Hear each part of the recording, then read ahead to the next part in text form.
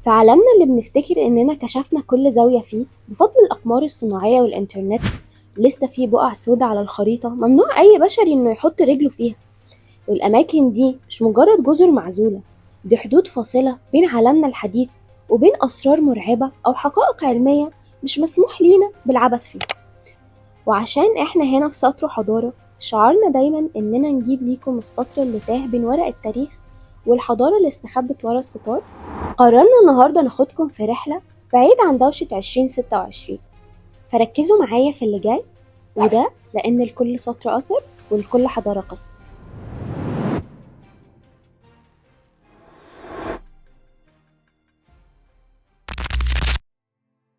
فالبداية لازم تكون من قلب المحيط الهندي، وتحديدا في الركن الجنوبي الشرقي من الهند عند أرخبيل جزر أندمان، وده تجمع جزر جنبي. بس في نقطة هناك اسمها نورث سنتينل أو الحارس الشمالي، واتسمت كده لأنها زي ما يكون حارس واقف لوحده في أقصى الشمال بعيدا عن بقية الجزر. طب ومالها الجزيرة دي؟ الجزيرة دي بيسكنها السنتلزيين، وهم قبيلة بشرية ملامحهم أفريقية أصيلة، بشرتهم سمراء وقوامهم رياضي جدا، وعايشين هناك من أكتر من 60,000 سنة منعزلين تماما، مش لأنهم عندهم حاجة نفسية أو منطويين، لا، هما بس خدوا قرار إن الباب اللي يجيلك منه الريح سد واستريح، فقرروا يقفلوا على نفسهم وأي حد يقرب منهم يعتبروه عدو. البشر دول رفضوا كل محاولات التواصل، بداية من المستكشفين البريطانيين في القرن ال19 وصولا لبعثات الحكومة الهندية، وقبلوا أي اقتراب بوابل من السهام والنبال. والسبب العلمي ورا منع الاقتراب ده مش بس عدوانية السكان، لكن لأن جهازهم المناعي محزول تماما. يعني لو واحد فينا عطس في وشهم ممكن يبيد القبيلة كلها، لأن جسمهم ما عندوش مناعة ضد الفيروسات البسيطة بتاعتنا. فالموضوع مش مرض نفسي، ولا هم أكلين لحوم بشر زي ما الإشاعات اللي طلعت عليهم في السبعينات، هم بس حاميين لنفسهم. وده اللي خلى السلطات الهندية تفرض حظر كامل لمسافة 5 أميال بحرية حول الجزيرة، خاصة بعد الحادثة الشهيرة سنة 2018 لما جون ألين تشاو وهو شاب أمريكي كان فاكر نفسه أنديانا جونز وعايز يدخل الجزيرة عشان يبشرهم بدينه، ودفع لشوية صيادين عشان يوصلوه. وأول ما نزل على الشاطئ السهام استقبلته من كل ناحية، وانتهى مصيره إن اتدفن في الرمل هناك، ومحدش قدر حتى يروح يجيب جثته، عشان تفضل سنتينل هي الحصن الأخير للبشرية قبل التاريخ. ولو سيبنا المحيط الهندي واتجهنا غربا لساحل البرازيل، تحديدا بعد 33 كيلو متر من ولاية ساو باولو، هناك هنلاقي مكان بيجسد الكوابيس في صورتها الحقيقية، وهي جزيرة إيلي دي كيمادا جراندي، أو المعروفة عالميا بجزيرة التعابين. الجزيرة دي اتسمت من كلمة كيمادا بالبرتغالي يعني الحرق، لأن الناس زمان كانوا بيحاولوا يحرقوا الغابات اللي فيها عشان يزرعوا موز، بس الغابة كانت بترد عليهم بجيوش من التعابين. الجزيرة دي مش مجرد مكان فيه زواحف، دي الموطن الوحيد في العالم لأفعى رأس الرمح الثعبان، ودي بقى أشرس بمراحل من الأناكوندا في سرعة القتل، لأن سمها بيسيح الأنسجة البشرية فورا، مصنفة إنها أسرع سم في العالم بيقضي على الطيور وهي طايرة قبل ما تلحق ترفرف بجناحها. القصة بدأت من آلاف السنين لما ارتفع منسوب البحر وعزل الجزيرة دي عن اليابسة، فاضطرت الأفاعي هناك إنها تطور سمها عشان يكون أقوى ب5 مرات من سموم أقاربها على البر. والأسطورة المحلية في البرازيل وحسب سجلات البحرية البرازيلية بتحكي عن عيلة كاملة لحارس منارة كانت بتعيش هناك في بدايات القرن العشرين، وفي ليلة واحدة تسللت الأفاعي من الشبابيك وقضت على العيلة بالكامل وهما بيحاولوا يهربوا للمركب. ومن وقتها والجيش البرازيلي قفل الجزيرة دي تماما، والمنارة اللي هناك بتشتغل حاليا بالنظام الآلي، وممنوع لأي عالم أو باحث إنه يدخل إلا بتصاريح أمنية وطبية وفريق متخصص، لأن الموت هناك مش احتمالية، ده حتمية بتنتظرك في كل متر مربع بتمشي فيه. ومع إن المنع صارم، بس في قراصنة حيوية بيحاولوا يتسللوا عشان يسرقوا التعبان ده ويبيعوه في السوق السوداء، لأن سعره بيوصل ل30,000 دولار، بس غالبا اللي بيدخل ما بيطلعش يقول لنا السعر كام.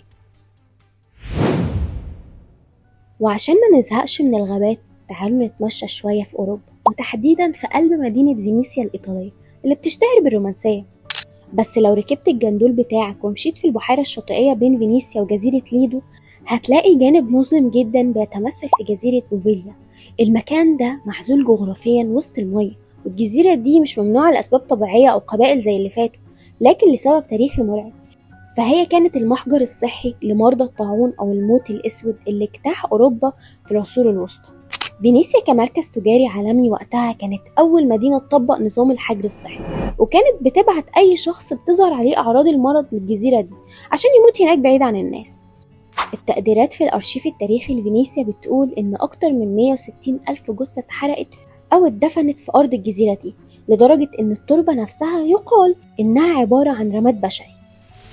المأساة كملت في سنة 1922 لما اتبنت هناك مصحة للأمراض النفسية، وانتشرت روايات عن دكتور كان بيجري تجارب بشعة زي فص المخ الجبري، وكان بيعمل كده بحجة العلم وهو أصلا كان سادي، لحد ما انتهى بيه الحال بالانتحار من فوق برج المصحة بعد ما ادعى أن أرواح الضحايا بتطرد. النهاردة الجزيرة مهجورة وممنوع دخول السياح ليها، والحكومة الإيطالية فشلت في استغلالها أو بيعها بسبب السمعة المرعبة اللي خلت حتى الصيادين يخافوا يرموا شبكهم جنب شطها. وبعيدا عن قصص الرعب والموت، في جزيرة ممنوعة لهدف نبيل وعلمي بحت، وهي جزيرة سورتسي في أيسلندا، وتقع تحديدا في قبالة الساحل الجنوبي لأيسلندا. الجزيرة دي بتعتبر مولود جديد في عمر الأرض، لأنها اتكونت نتيجة انفجار بركاني تحت سطح المية بدأ سنة 1963 واستمر لحد سنة 1967. والاسم بقى سورتسي جاي من الأساطير الإسكندنافية نسبة لعملاق النار سورتر اللي هيحرق العالم في نهاية الزمان، وده على حسب الأساطير اللي هما بيقولوها. فمن اللحظة الأولى لظهور الجزيرة دي قررت منظمة اليونسكو معاهم جمعية أبحاث سورتسي إنها تكون محمية مغلقة تماما، واليونسكو هي المسؤولة عنها بالتعاون مع حكومة أيسلندا. القوانين هناك صارمة جدا لدرجة خض، فالعلماء القلائل اللي مسموح ليهم بالزيارة بيتم تفتيشهم بدقة متناهية عشان يتأكدوا إن مفيش أي حاجة بشرية تلوث المكان. وفي واقعة شهيرة تضحك لما العلماء لقوا نبات الطماطم طالع وسط الصخور، وطبعا بعد تحريات دقيقة اكتشفوا إن واحد من العلماء كان بيقضي حاجته ورا صخرة، وبما إن بذور الطماطم أحيانا ما بتتهضمش بالكامل في الجهاز الهضمي وبتنزل زي ما هي، فالبذور لقت تربة خصبة وطلعت نبات. طبعا شالوا النبات فورا وعملوا قواعد أشد قسوة عشان يفضل المكان نظيف. سورتسي هي المكان الوحيد اللي الإنسان قرر فيه إنه يكون مجرد مراقب صامت، ومستنيين الطبيعة هي اللي تقرر إمتى تكون صالحة للبشر. وقبل ما نخلص لازم نعدي على المحيط الهادي عند ولاية هاواي الأمريكية، وتحديدا غرب جزيرة كاواي بحوالي 27 كيلومتر. هناك في حتة أرض اسمها جزيرة نيهاو، والجزيرة دي مش ملقبة بالممنوعة من فراغ، دي ملكية خاصة لعيلة ريبونسون من سنة 1864 لما الجدة الكبيرة إليزابيث سانكلر اشترتها ب$10,000 ده، وده وقتها كان مبلغ خيالي يقدر يشتري بلد بحالها. العيلة دي مش مجرد عيلة غنية، دول ناس دماغ قرروا إن الجزيرة تبقى فاضية، يعني مفيش كهرباء، مفيش أسفلت، مفيش تليفونات، ولا حتى محلات دليفري. والسبب الرئيسي ورا المنع الصارم ده هو الحفاظ على النقاء.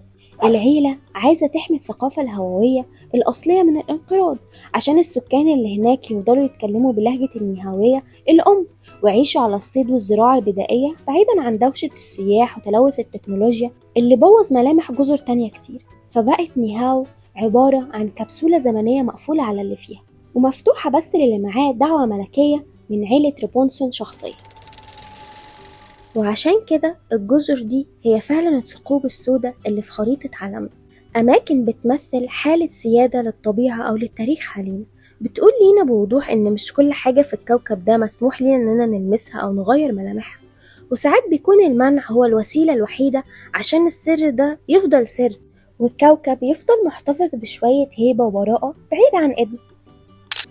يا ترى بقى لو اتكتب عليكم تعيشوا في جزيرة من اللي قلناها، هتختاروا اللي فيها تعابين ولا اللي فيها أرواح؟ مستنية أشوف ردودكم، ولو الفيديو ده عجبكم ما تنسوش تعملوا لايك وما تنسوش تشتركوا في القناة عشان يوصل لكم كل جديد. كنت معاكم آلاء في صبر وحضارة.